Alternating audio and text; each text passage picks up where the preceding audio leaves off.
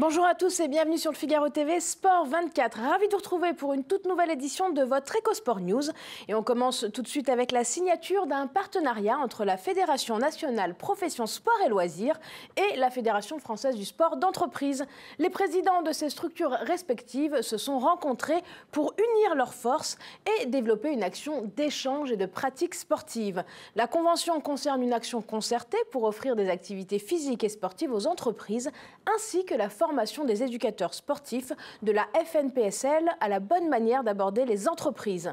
Elle est porteuse de potentiel, bien évidemment, pour servir encore mieux les attentes des entreprises sportives sur l'ensemble du territoire. On parle de sport scolaire puisque depuis le mois de novembre, les services régionaux et départementaux de l'UNSS se mobilisent pour faire vivre des moments inoubliables à tous les licenciés UNSS qui sont, je le rappelle, plus d'1 million avec l'organisation de 263 championnats de France. Semaine donc très sportive que celle du 27 mars. On en profite d'ailleurs pour saluer une nouvelle fois la performance des filles du lycée Sacré-Cœur Saint-Brieuc qui se sont qualifiées pour le mondial de foot, tout comme l'équipe masculine du lycée Littré d'Avranches. Autre victoire remarquée lors de ces championnats de France, l'équipe féminine du lycée professionnel Rabelais, Académie de Caen, qui s'impose en badminton. Retrouvez tous les résultats sur le site de l'UNSS. Lumière maintenant sur une initiative portée par la championne olympique de boxe Estelle Mosselli qui vient de créer l'Observatoire européen du sport féminin avec la ferme volonté d'accompagner, aider et développer la carrière des sportives de haut niveau. Après avoir été championne du monde et avoir brillé sur la plus haute marche du podium olympique, l'athlète s'est confiée dans les colonnes de l'équipe sur sa nouvelle vie et ses engagements. Il n'existe aucun dispositif de ce genre aujourd'hui et pourtant nous faisons de grandes performances tout en gérant souvent seule de nombreuses contraintes. Voici ce qu'elle a déclaré. Eh bien, il faut y remédier et ouvrir les réflexions à l'échelle européenne. Prochaine étape donc pour la boxeuse future maman, allait porter le message à Bruxelles devant les députés européens. L'OESF se compose d'experts et d'ambassadrices de différentes disciplines olympiques telles que le taekwondo, la gymnastique, le judo, mais également d'un pôle médical et d'une cellule psychologique. Nous y reviendrons dans une toute prochaine édition. On reste en Europe et on revient sur l'Assemblée générale du think tank européen Sport et Citoyenneté qui s'est tenue vendredi 24 mars 2017 au Maïf Social Club à Paris. Bilan de l'année écoulée, projets pour les années à venir et accueil de nouveaux membres ont été au programme de la rencontre. Le think tank Sport et Citoyenneté est le seul think tank en Europe dont l'objet social est l'analyse des politiques sportives et l'étude de l'impact sociétal du sport. Indépendant, il s'appuie sur 10 années d'expertise et bénéficie d'une reconnaissance des autorités publiques et des parties prenantes du sport européen. À noter avec cette Assemblée générale l'arrivée de 8 nouveaux administrateurs dans le conseil d'administration avec une parité respectée et notamment la présence de Marc Tarabella, l'eurodéputé coprésident de l'intergroupe Sport Parlement européen.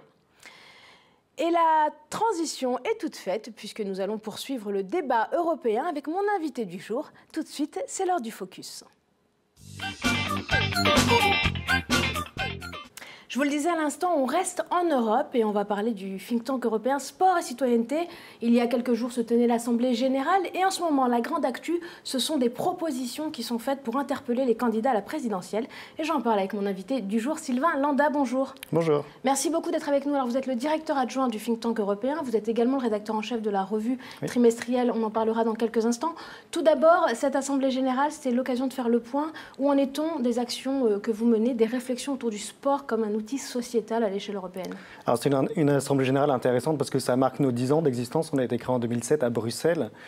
Donc 10 ans après, c'était l'occasion de faire un petit retour en arrière et de constater que depuis 10 ans, on a fait notre place et maintenant on est un interlocuteur assez pertinent aux yeux des institutions à la fois nationales et européennes. Donc c'est une vraie victoire pour nous.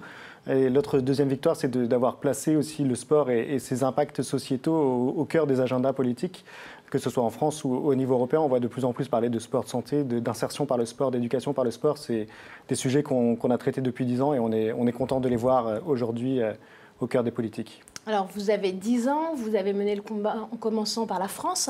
Où est-ce que nous en sommes par rapport à nos pays voisins et est-ce qu'aujourd'hui, on traite le sport de la même façon que dans d'autres pays d'Europe ? Alors c'est toujours un peu compliqué de faire des comparaisons entre les systèmes parce que ça dépend vraiment de la culture, de l'organisation administrative de chaque pays. Ce qu'on constate, c'est que la France se situe à peu près dans la moyenne des pays européens en termes de pratique, de taux de pratique. Et c'est vrai que c'est un sujet qui nous tient à cœur, la promotion du sport et de l'activité physique d'un point de vue santé. C'est quelque chose d'assez important. La France se situe à peu près dans la moyenne et par rapport à d'autres pays, par exemple nordiques, où ils sont un peu plus avancés, où le sport fait plus partie intégrante du quotidien des Européens. La Suède, la Norvège. Exactement. On est encore peut-être un petit peu en retard là-dessus, mais je trouve que c'est des situations qui évoluent plutôt positivement. Alors, je le disais, la grande actualité, ce sont les propositions que vous avez faites, que vous menez auprès des candidats à la présidentielle. Est-ce que le sport aujourd'hui est suffisamment présent dans la campagne ?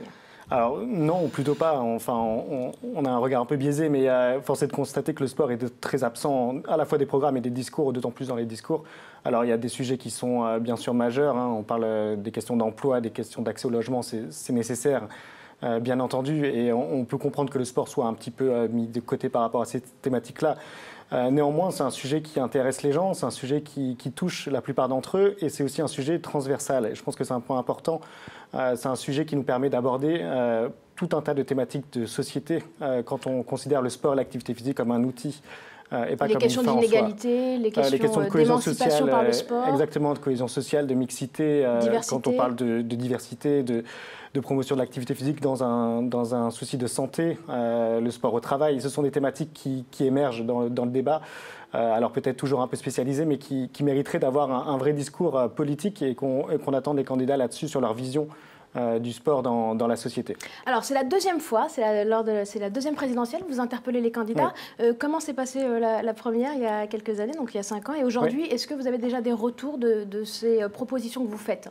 Oui, alors c'est des sujets qu'on a abordés déjà il y a 5 ans pour la présidentielle précédente. C'était des sujets qu'on avait portés et dont certains ont pu se traduire aussi dans des actes. Je pense que c'est ça qui est important quand on fait du plaidoyer politique, c'est vraiment notre rôle. Là, il y a des lois qui sont tombées, qui concernent le sport professionnel, qui concernent l'ordonnance, le sport sur ordonnance. C'est un sujet qu'on avait traité, enfin, dont on avait parlé il y a 5 ans. La question du double projet aussi des sportifs de niveau. On a vu les travaux qui ont été menés par Thierry Braillard sur ce sujet. Donc il y a des choses qui ont évolué dans le bon sens, à nos yeux, en tout cas, sur la prise en compte des aspects sociétaux du sport. Le sport sur ordonnance, c'en est une question, et la question aussi de la mixité, de la féminisation des pratiques. Les plans de féminisation ont été adoptés, il y a eu une loi sur la parité aussi, sur l'égalité réelle homme-femme. Donc voilà, il y a des avancées qui se mettent en place, et c'est intéressant de suivre leur traduction vraiment dans les faits maintenant. Alors là, on voit le président du think tank Laurent Thiol et le directeur général Julien Japert qui portent ces questions auprès des décideurs. Où est-ce que vous pensez aller, enfin jusqu'où vous pensez aller sur ces thématiques-là? Parce qu'on a tendance à penser que vous êtes dans la réflexion, mais finalement vous êtes aussi dans l'action. Je pense notamment à la réserve citoyenne depuis cette année. Oui, la réserve citoyenne. Donc, on a intégré le dispositif de l'Éducation nationale pour intervenir dans les écoles. C'est la société civile qui se met à la disposition de l'Éducation nationale pour aller aborder des thématiques de société.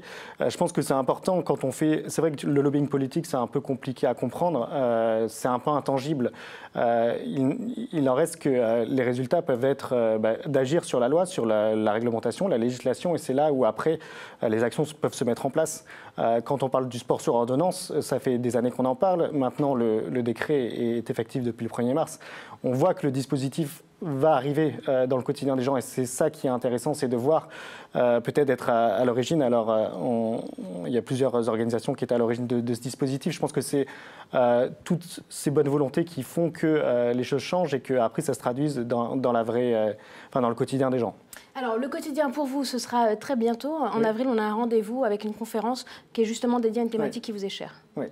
On fait une conférence en partenariat avec le Centre français des fondations. Donc, c'est un organisme qui fédère des fonds de dotation et des fondations. On fait un focus sur l'éducation par le sport. C'est aussi un sujet qu'on a traité par le passé. L'objectif, c'est de mettre en avant les actions des fondations et in fine, des associations qui mettent en œuvre le soutien des fondations dans le domaine de l'éducation par le sport. Donc, on fait une conférence sur ce sujet le 19 avril à Paris. Merci beaucoup. On vous retrouve d'ailleurs aussi dans une autre action de féminisation du sport avec une initiation de la championne olympique Estelle Mosselli dans un projet que vous menez avec la Fondation FDJ. Oui.